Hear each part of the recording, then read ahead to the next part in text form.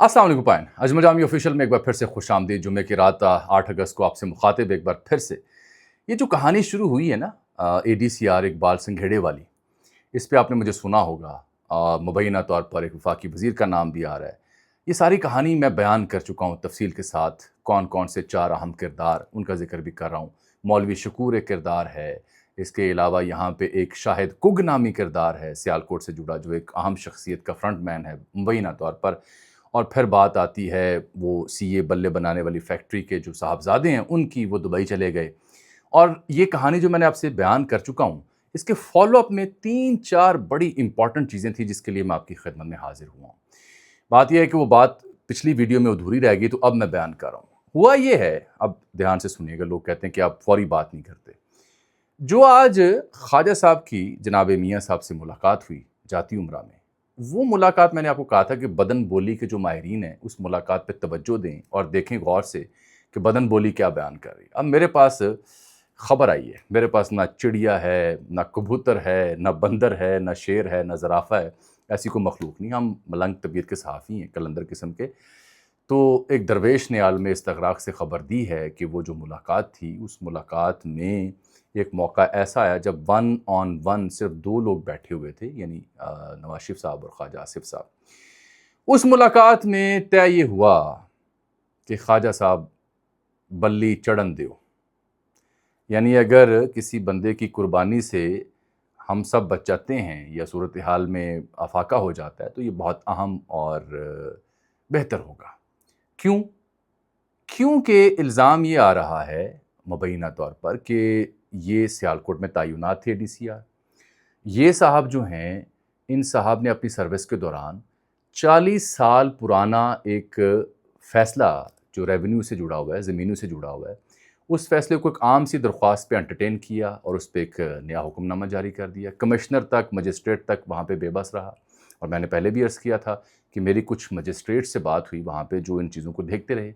ये जो इकबाल संघेड़ा वाला मामला, ये सादा इसलिए नहीं है कि इस मामले में जो तासुर दिया जा रहा है आपको, वो ये है कि जी जैसे राणा साहब ने दिया समा टीवी के ऊपर, जैसे बीपर हुआ जियो टीवी के ऊपर, जैसे ARY पे खबर चली कि अजब करप्शन की गजब कहानी, ये सारा कुछ आपने देखा ना, मैंने बयान किया हुआ है। तासुर ये दिया गया कि गवर्नमेंट जो है इस वक्त, हुकूमत, वो इतनी यानी एफिशिएंट है, वो इतनी एक्टिव है कि कोई भी ऐसा केस इल्ज़ाम का आया, करप्शन का आया, तो बंदा पकड़ा, अंदर डाल दिया। नहीं, कहानी ये नहीं है। मैंने आपसे अर्ज़ की थी कि कहानी इससे बड़ी है, और कहानी इसलिए बड़ी है कि इसमें अहम तरीन, हसास तरीन इदारे आ चुके हैं सामने। उन तक जब ये केस पहुंचा सियालकोट में कि इकबाल संघेड़ा साहब वहाँ पे जिस भी सियासी शख्सियत की माँ पर जो गुल खिला रहे थे, उसकी एक मिसाल मैंने आपको दी कि 40 साल पुरानी ज़मीन का तनाज़ा जो सेटल हो चुका है, तकसीम हो चुकी है, उसको रिव्यू किया। और 6-6 माह अगर केस ज़मीन के डिस्प्यूट का डिस्कस हो रहा होता था, तो उसमें तारीख भी नहीं डालते थे और पेशी भी नहीं करवाते थे। और अपने ऑफिस भी मौसूफ जो हैं, वो 10-15 मिनट के लिए जाते थे कैंट के अंदर, सर्विसेज क्लब के अंदर जो उनकी रिहाइशगाह थी। वहाँ पे एक समा होता था मेले का, सुबहानी ब्रदर से लेके शाहिद कुग नामी एक शख्स हैं वहाँ पे, ओवरसीज़ से भी ताल्लुक़ रखते हैं, जापान, साउथ अफ्रीका में भी उनके बड़े वारे न्यारे हैं। और तो और वहाँ पे जितने MNA, MPS अफ़सरान, जितने ताकतवर लोग थे, वो एक ग्रेड 17 के सीनियर अफ़सर जो ADCR था, उसकी खिदमत में उसके आस्थाने पे हाज़िर हुआ करते थे। लंगर चल रहा है, लस्सियाँ चल रही हैं, जो भी आप सोच सकते हैं वो सब कुछ चल रहा होता था वहाँ पे। तो ये कहानी वहाँ जब अनअर्थ हुई, ट्राइका था 3 लोगों का। एक मैंने नाम ले लिया, एक इकबाल संघेड़ा, और एक तीसरी एक अहम शख्सियत है जिनका ताल्लुक सेटअप से है। तो जब ये मामला, वो जो हाउसिंग सोसाइटी जिसका मैंने ज़िक्र किया कल, बल्ले बनाने वाली हाउसिंग सोसाइटी, तो उस CA बैट की मैं बात कर रहा हूँ, उनकी हाउसिंग सोसाइटी के साथ जब इनका ताल्लुक भी था, पहले दोस्ती थी, वो दोस्ती टूट गई तड़क करके, याराना ख़त्म हुआ। और फिर जब शिकायत का अंबार लगा, तो मामला फिर आला सतह पर, आला हुकाम तक पहुँचाया गया और फिर वो इन एक्शन आए। मैं बताना आपको ये चाह रहा हूँ कि अब हुआ ये है कि इकबाल संघेड़ा नामी जो अफ़सर हैं, इनके कुछ दोस्तों से मेरी बात हुई। उन्होंने कहा कि जब भी हम इससे बात करते थे और पूछते थे कि क्या चल रहा है, तुम क्या कर रहे हो, तो ये कहता था कि मैं हवा में हूँ। ये कोट एंड कोट है, मैं हवा में हूँ और टेंशन फ्री हो जाएं, बस हवा में हूँ, मुझे नहीं पता कब वापस आना है मैंने। तो अब वो वापस आ चुके हैं, एंटी करप्शन के पास हैं, बेदियाँ रोड से उन्हें गिरफ़्तार किया गया था, ये मैं आपको बयान कर चुका हूँ। مسئلہ یہ ہوا ہے کہ ان صاحب کی وجہ سے ایک اہم وفاقی وزیر کے اوپر کوسچن مارک آ رہے ہیں. اس وفاقی وزیر کو پھر میاں صاحب سے ملنا پڑا اور میاں صاحب نے مل کے میری اطلاع جس کے لیے میں حاضر ہوا ہوں ان سے یہ کہا کہ بلی اگر چڑھ دی ہے تو چڑھن دیو. لیکن جو اہم ترین نقطہ وہ یہ ہے، بلی پھر صرف اقبال سنگھیڑے کی نہیں چڑھے گی، نون لیگ کو قربانی ایک اہم ترین سیاسی شخصیت کی بھی دینی ہوگی اگر انہوں نے اپنی پولیٹیکل ساکھ بچانی ہے. وگرنہ جو حساس ترین ادارے اس معاملے میں آ چکے وہ اقبال سنگھیڑے کو یا سنگھیڑے کو ایک طوطا سمجھ کے مزید طوطوں تک پہنچنا چاہ رہے ہیں. ان طوطوں کے پیچھے چھپے جو جن ہیں ان تک پہنچنا چاہ رہے ہیں اور پہنچ چکے ہیں تقریباً. تو اب یہ کہانی یہاں رکے گی نہیں. فرنٹ مین کون تھا کون نہیں، یہ ساری کہانیاں ثابت ہو چکی ہوئی ہیں. کون اوورسیز میں تھا، کون جاپان میں، کون ساؤتھ افریقہ میں انویسٹمنٹ کرتا تھا، سب پتہ ہے. یہ سروسز کلب کا علاقہ جو سیالکوٹ کینٹ میں ہے، وہاں پہ کوٹھی کس کی تھی، موصوف دفتر کب جاتے تھے، سب کھل چکا ہوا ہے.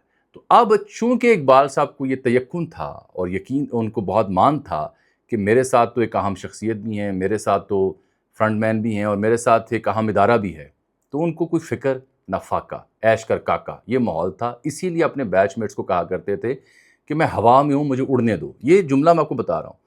اور مجھے جو میں نے آپ سے عرض کی کہ اگر اقبال سنگھیڑے صاحب کی جو سروس تھی وہاں سیالکوٹ میں، اس کو لے کے اگر آپ ان ریونیو کے معاملے میں جو انہوں نے ڈیسیژنز کیے اگر وہ فائل کھل جائے، میں خود کوشش کر رہا ہوں ویسے صحافی کہ انرتھ کیا جائے، تو وہ ان گنت ایسے واقعات، ان گنت ایسی کہانیاں ہیں جو ایک سے بڑھ کر ایک کلئی کھولنے کے لیے کافی ہیں کہ وہاں ہوتا کیا رہا. ایک بات. دوسری بات یہ کہ دس از دی بگننگ.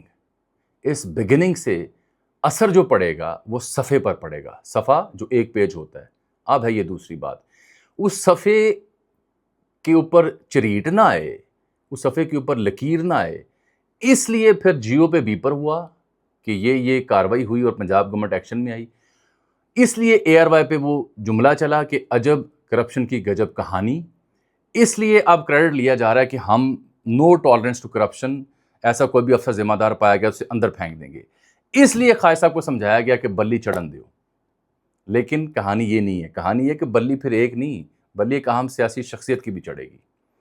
اور اس کے بعد خدشہ ہے کہ وہ جو صفحہ ایک ہے اس کے اوپر چریٹ آ جائے گی، پنجابی کا لفظ ہے، لکیر آ جائے گی، دراڑ آ جائے گی.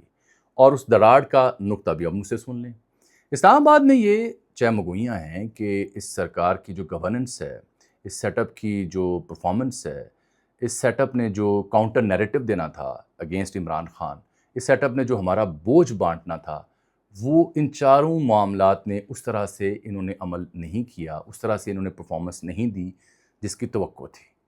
تو اس کو ذہن میں رکھیں اور پھر خفیہ اور حساس ادارے کا اقبال سنگھیڑے والے معاملے میں ایڈ آن ہونا رکھیں. وہ جو ہاؤسنگ سوسائٹی تھی اس نے شکایت چونکہ کہیں اعلیٰ درجے پہ کی اور اس کے بعد یہ ان ایکشن ہوا. ورنہ اقبال سنگھیڑا تو وہاں پہ کئی بڑے عرصے سے تعینات تھے. الیکشن سے پہلے RO تھا، بعد میں بھی رہا وہاں پہ، اس کی ٹرانسفر بھی نہیں ہوئی. حالانکہ الیکشن کے بعد نگران سیٹ اپ میں بائی دا وے لگا تھا وہاں پہ ADCR. اس کے بعد تبادلہ نہیں ہوا اس کا کیونکہ he was in safe hands. تو کہنے کا مقصد یہ ہے کہ کسی تسلی تشفی کی وجہ سے وہ وہاں لگا ہوا تھا نا، کسی کے کہنے پہ وہ سب کچھ کر رہا تھا. لیکن اب اگر یہ 4 گریوینسز جو میں نے بیان کیے وہ اگر حقیقت کا روپ دھارتے ہیں تو پھر پرابلم ہوگی. پھر اس صفحے کے اندر مسائل آنا شروع ہو جائیں گے. پھر کیا ہوگا؟ پھر کہانی یہ ہے کہ پھر یہ طوطے پکڑے جائیں گے. اب جملہ نوٹ کریں، طوطے پکڑے جائیں گے. اور طوطے جب پکڑے جائیں گے تو طوطوں کی بنیاد پہ چارج شیٹ بنے گی. چارج شیٹ جب بنے گی تو پھر کچھ اور سوچ بھی آ سکتی ہے. اور وہ جو سوچ ہوگی وہ بڑی ناقابل بیان ہے. اس پہ اوپر میں کیا آپ کو کہانی بیان کروں. فی الحال یہی کہ اقبال سنگھیڑا صاحب یہاں کلمہ چوک فیروز پور روڈ کچھ سڑک جاتی ہے، وہاں پہ GR 6 ہے، اہل خانہ وہاں رہتے تھے اور وہ موصوف وہاں پہ سیالکوٹ میں تھے. کوٹھی تھی وہاں پہ کینٹ میں، وہاں لنگر بنٹتا تھا، وہاں پہ ریونیو کے فیصلے ہوتے تھے، زمینوں کے فیصلے ہوتے تھے. 3 بندے مین کردار تھے. ٹرائکا تھا.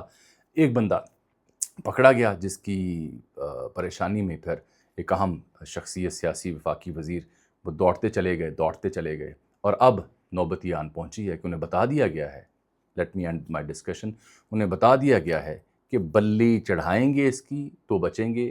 اور اس کے بیہائنڈ دی سین کیا ہے کہ اگر کسی اور کی بھی بلی چڑھتی ہے، اہم سیاسی شخصیت کی، اہم سیاسی رہنما کی اس علاقے میں، تو وہ بھی قربان ہم اپنا نظام بچائیں، وگرنہ جو 4 شکوے کر رہی ہے موجودہ مقتدرہ وہ اپنی جگہ انٹیکٹ ہیں، اس کے باوجود کہ جو پرائم منسٹر ان سیٹ ہیں وہ بھرپور کوشش کرتے ہیں اور وہ مطلوب ترین اور محبوب ترین شخصیت ہے اس نظام کی۔ اس کہانی میں ایف آئی آر ابھی تک نہیں ہوئی۔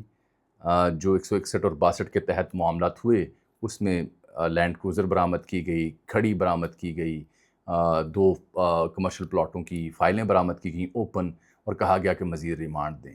یہ معاملہ یہاں ختم نہیں ہونا، سیٹلمنٹ نہیں ہونی ہوتی تو 30 جولائی سے پہلے جب وہ بیدیاں روڈ سے گرفتار ہوئے تو تب سیٹلمنٹ کا امکان تھا۔ روپے پیسے 17-20 کروڑ جو بھی کہانی تھی وہ ڈسکس ہو رہی تھی، وہ اس لیے فائنلائز نہیں ہو سکی۔ اب ایک میں جو نقطہ بیان کرنا چاہ رہا ہوں کہ سائیں پڑ گئے بیچ میں، تو اس معاملے پہ آپ نے نظر رکھنی ہے صرف۔